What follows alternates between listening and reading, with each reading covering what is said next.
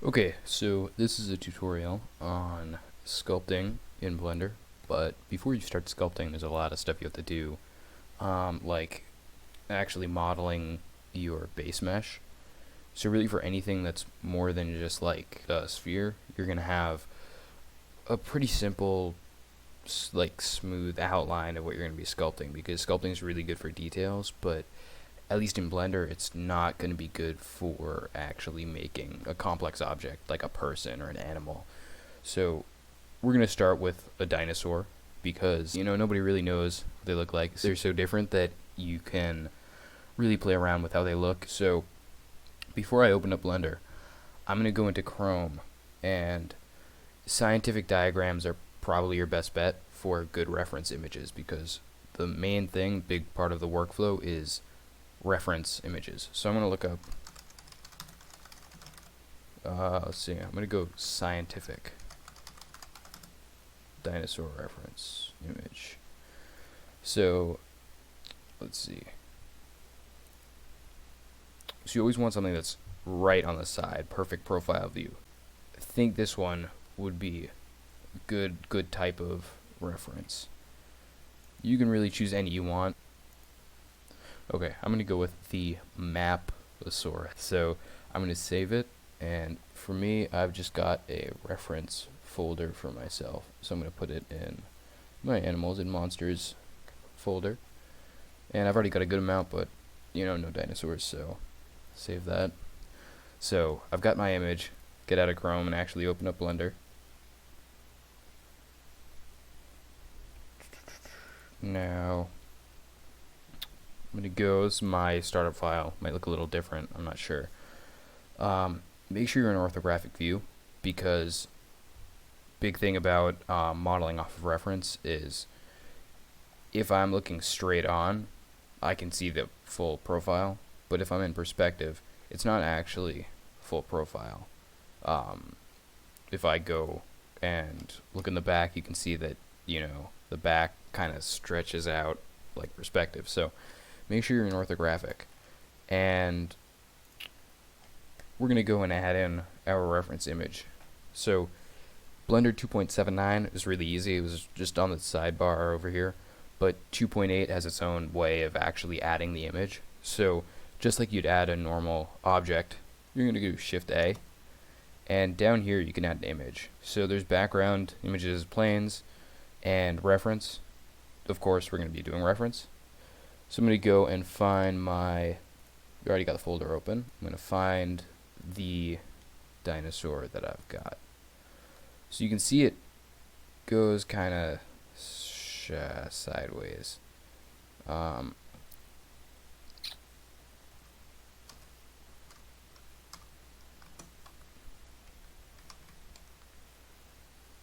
Now,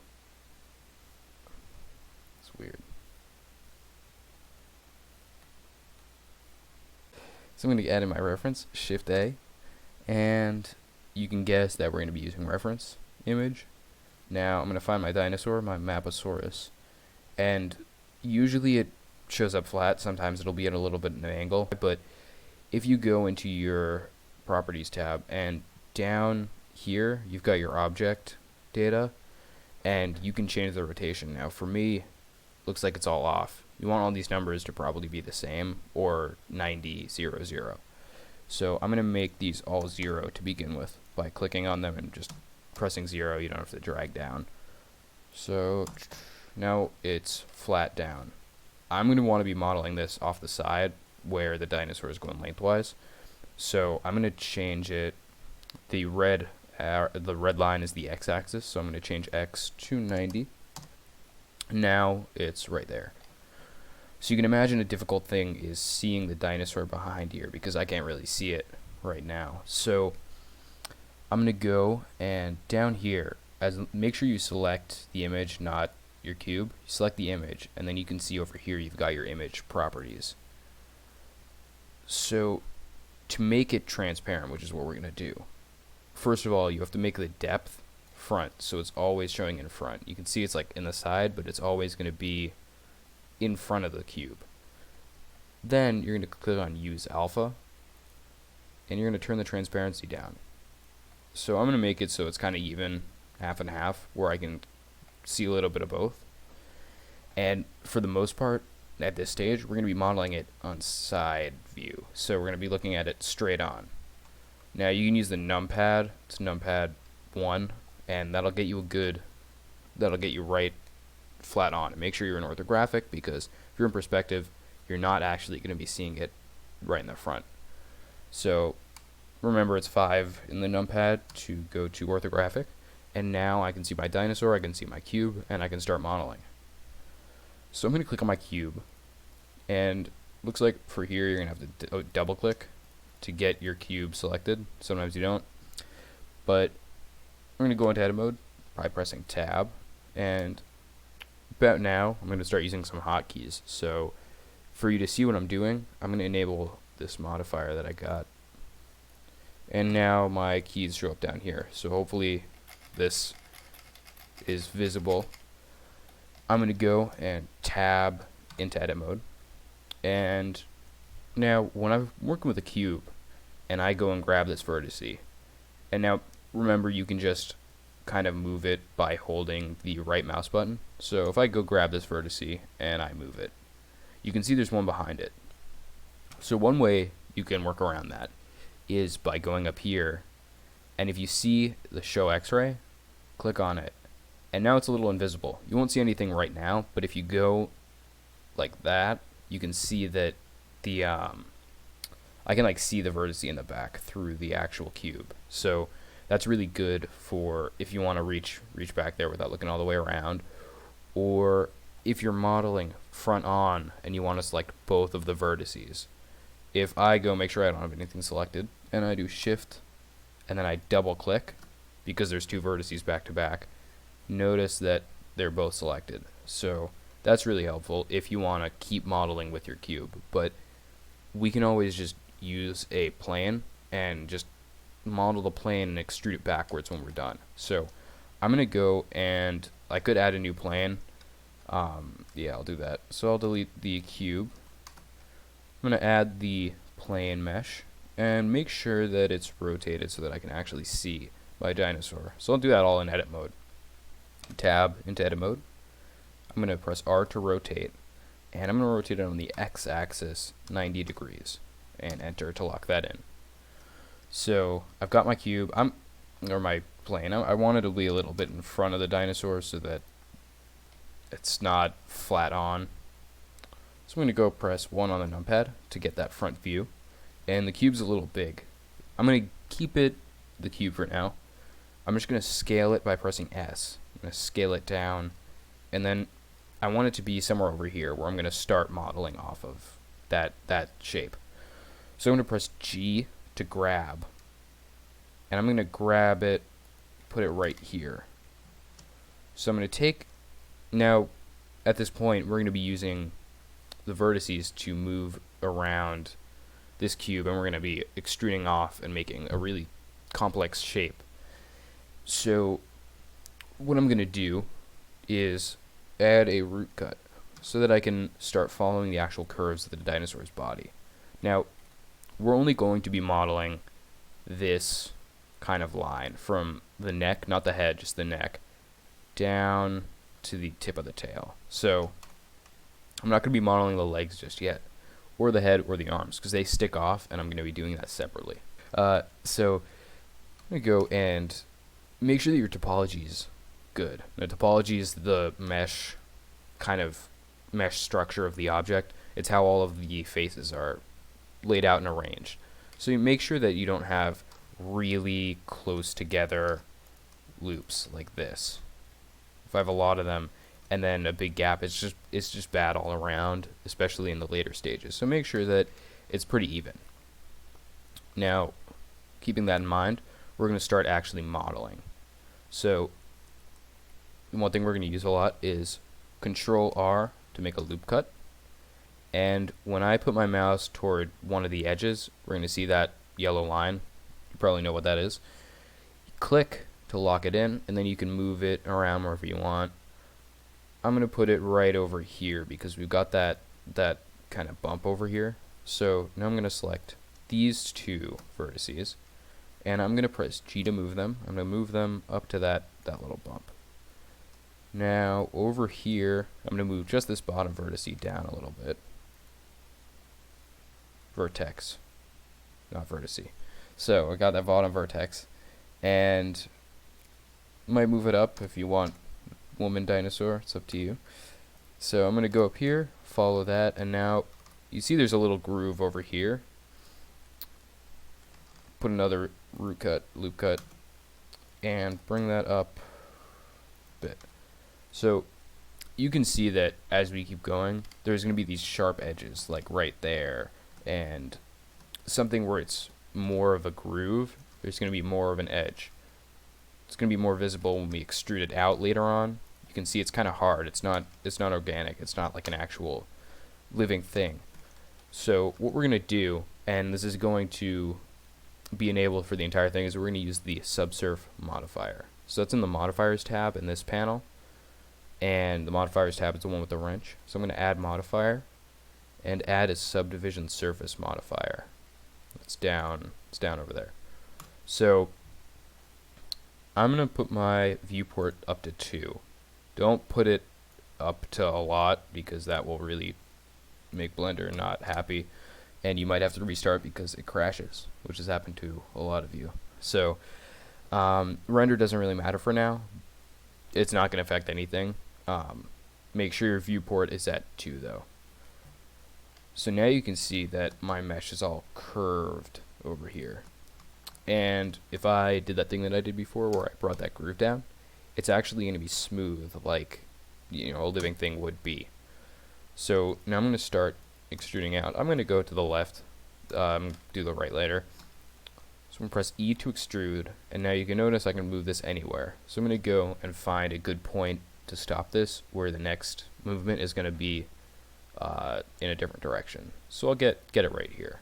Now this bottom vertice is down, so I'll move it up by pressing G to grab, and then I'll move it only up, straight up. So G and then Z, which is my up axis. So that's good.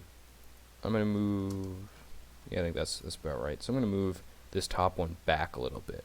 The reason I'm doing that is because this neck is going to be moving this way, and I want to keep it going kind of straight, in a straight direction. I don't want my vertices to be like moved up in a weird way. So I'm going to select both of these vertices. Now you've got the whole edge selected, and when you extrude them out, you're going to extrude out a face. So I'm going to press E to extrude, and I'm going to extrude it up here. Move my bottom vertice over there, and I think that's good. Now you can notice the neck is a little fat. It's not really shaped well.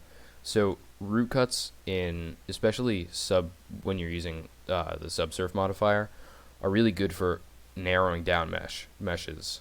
So that's one big part of organic modeling, which is what we're doing right now. So I'm going to do Control R for a root loop cut, and bring that around here, drag the vertice down, and you can see that the actual mesh is kind of going down along our vertices. Not exactly, because it's smoothed out, but it's pretty good.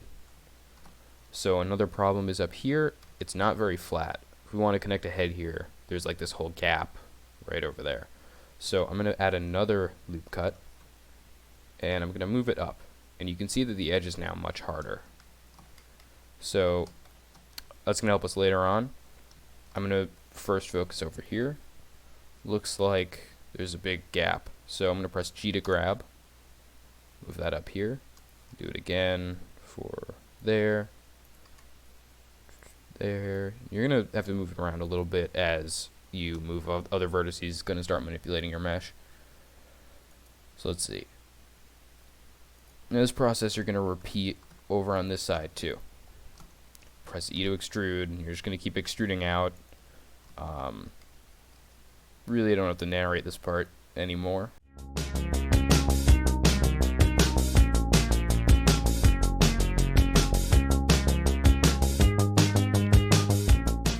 Okay, so I've got the basic shape now from the neck to the tail. I didn't go all the way out because when we start sculpting, it's going to be really hard to get that tiny point. It's going to be hard to sculpt on that if we ever do. because we might not have to put any details in there, but I'm going to keep it like this. One thing to keep in mind is that when you extrude out and you decide, nah, I don't want this, and you press escape to stop it, you're actually not totally undoing it. You have to press Control Z one more time, or Control Z after you press escape, because if I go and move this vertex, you see there's another one. It doesn't actually get rid of it, it just puts it back to the start. So I'm going to press Control Z a few times to make sure that you know it's back to the smooth curve. So now that I'm done with the body, it's just the body shape. If I go out into perspective mode, I can see that, you know, we've actually got a flat silhouette. So I'm going to extrude out this way. And since we don't have that front view, top view of the dinosaur, you can't really see how wide it's going to be. So just keep it about how far you think is normal for a dinosaur. I think this is fine. And you can see that we've got our actual shape now. So now that we're done with the full body, we're going to move on to the next piece, which I think will be the legs. So I'm going to move my 3D cursor with the left mouse button. I'm going to move it right there. It's about where the legs are going to be. So the 3D cursor, of course, controls where the added object appears. Now that I've got my 3D cursor here, I'm going to do Shift A and add the plane. It's going to appear right on the 3D cursor. So I'm going to rotate my plane, R to rotate, and I'm going to rotate it on the x-axis. Rotate on the x-axis 90 degrees, RX 90. Then press enter and scale the plane down. I'm actually going to do that in edit mode, not object mode. So I'm going to scale it down, and I'm going to, of course, like we did before, add the subsurf modifier in the modifier tab. Turn it up to 2, and now I can start modeling. We're only going to be doing this front leg. The back leg we're not going to be doing because we can just copy it over. So I'm going to be doing really the same process that I did over here, is just trace the leg. So I'm going to go, I don't really have to talk through this because we just went through all the basics with the rest of the body. You can just do this on your own. Okay, so I realized something to keep in mind here is, see this bend up here? The way to control that is with our loop cut, we can tighten it toward that crease. So now that I've gotten it tightened up, I can control this much more easily. It's going to look more like the actual back of the knee. And there we go. Another thing is over here how the foot comes out. First of all, we're going to be using a few more loop cuts here because it's much closer together. All of our bends are much sharper as well, so we're going to need more control over it. So, you know, I'm going to get even another one down here. And over here, when it starts to go into the bended foot, we're going to start moving our like edges so that in the end they're going to be flat forward. Now the way to make sure that they are perfectly lined up, in this case, our horizontal axis is the x-axis. So we're going to do S to scale on the x-axis, x, and then 0. And what that does is it lines them both up vertically. So now that they're flat, and I've got this nice curve, it's not immediate, I'm going to keep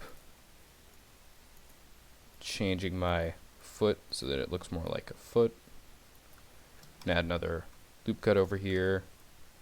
You know, make it more flat down here. It's not exactly accurate, but if you want it to look like it can stand, that's going to be good. I'm going to move the front of the foot back because we're going to be doing the toe parts later. So I'm going to move it around there. And then we're going to do those little bits after. So looks about right. Yeah, so the next thing we're going to do, just like we do with the body, is press A to select everything and extrude out this way. And extrude to the point where you think it's, you know, the right width for a leg. I'm going to press G on the y-axis to make it more close to the average width. So that's looking good. Now I'm going to go into object mode by pressing tab, and I'm just going to bring it back a little closer. It's much harder to see because my image is showing through everything, so it makes everything look transparent. But hopefully you can see over there. I've got it in a normal place. It doesn't really matter right now. Next, we're going to move on to the head, and that is going to be, might be a little different, because you're not going to be doing all the details. So just like we did with everything else, Shift A, plane, rotate to make sure that it is flat facing us, modifier, subsurf 2, edit mode, I'm going to scale it down. And so for this head, we're going to be just doing the outline, because great part about sculpting is, well, you can get the basic shape for everything else, which already has a pretty basic shape. Something like this is going to be next to impossible, you know, without going and sculpting it, because just doing this, relying on manipulating vertices, you know, it would take you days and days, and it's really kind of dumb. It would be impossible. So this is one of the reasons we're doing sculpting. Now, I've got the basic shape of the head, and really this is all you need to continue sculpting. I'm going to go make sure that my dinosaur over here, body, connects closer, and because I've made it 3D, make sure that I'm moving both vertices at a time when I move it. So there we go. Later we're going to merge these two parts, so make sure that they intersect in this way, like right there. So now that we've got our basic head, same thing we did before, A to select all, extrude out, and that looks about right for a head. Press G on the y-axis to move it in a little bit, and that's looking good for our head shape. Last and least, the arms. I'm going to put my 3D cursor here with the left mouse button, Shift A to add a plane, same thing we did before.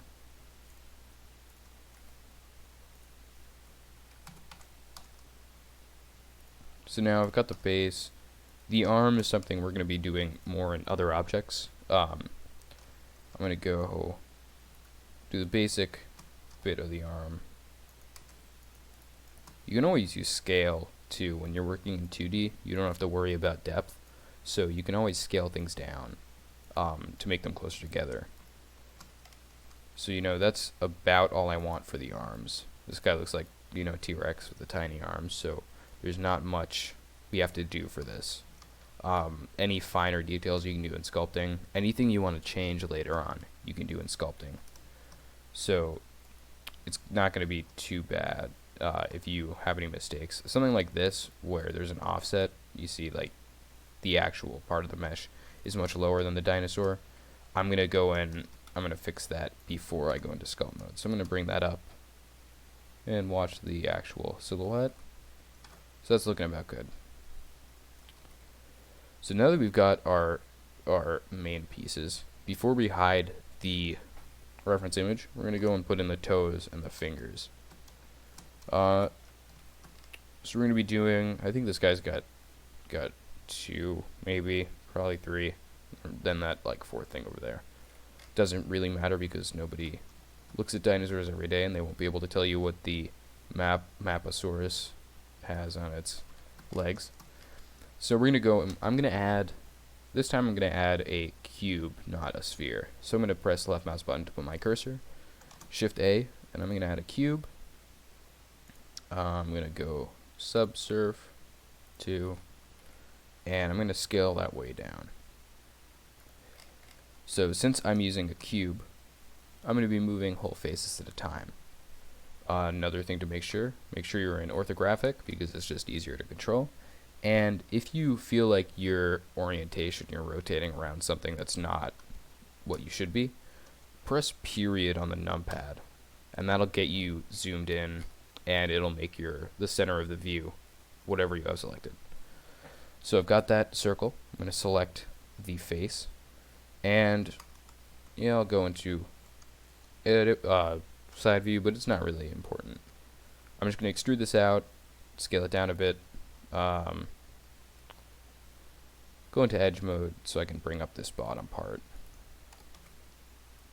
But it's really, you can change a lot of this in scope mode. So I've got some basic toe here. I'll thin it out a tiny bit, and then we go into top view, move it around a little by pressing G. Make sure that, especially if you're in a view like this, when you press G, Shift Z, so that you're only moving on the Y and the X axis. But I'm going to go keep it about here. I'm going to rotate it a little bit. We're doing this in object mode, so I'm going to rotate it a little bit. Shift D on the object to duplicate it. I'm going to rotate it a little bit. Now for the middle one, I think I'm going to make it a tiny bit bigger. Change that later if I want. And then I'm going to go back to this size. So I'm going to Shift D to duplicate it, and I'm going to rotate it more. Actually, I'm going to flip these around because, like, dinosaurs got big toes. So now I've got these toes and this outside one, which will probably be on the right foot because your big toes are inside. So I've got my 3 toes, and they're looking fine. I think this might be a little too big. I think my foot might be a little too wide, so I'm going to change that when we're in the next step. And then the last thing, I'm going to be lazy and just use the other toe, is put that back thing on. So I duplicated it and put it over here.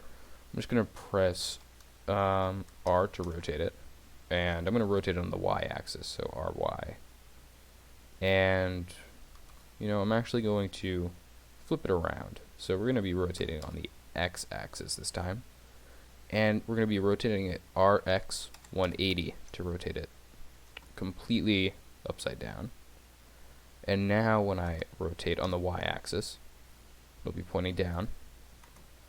So I'm going to want it a little smaller, more in the actual foot, and there we go. The rest we can take care of later. Make it actually come out a little more.